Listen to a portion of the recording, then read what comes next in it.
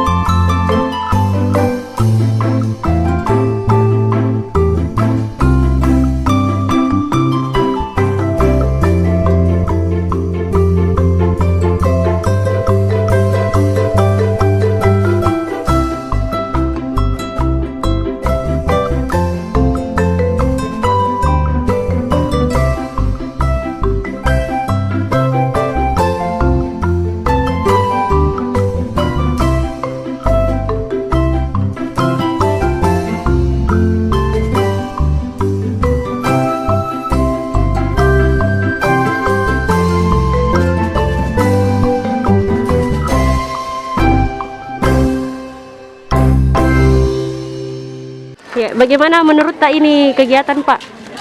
Jadi kegiatan ini sesuai program pemerintah Kota Makassar Recover, kita harus membiasakan mensikat gigi bagi anak-anak, di mana kita tahu anak-anak itu kadang kalau tidak diperhatikan dia tidak sikat gigi. Jadi ini kegiatan ini merangsang anak-anak supaya rajin bersikat gigi pagi dan malam. Kalau bisa sore juga 3 kali supaya kuman-kuman yang di mulutnya itu hilang. Jadi merangsang juga anak-anak supaya memakai masker. Dan kita kasih masker. Masker itu kan lucu-lucu tuh supaya mereka tertarik bagaimana pakai masker.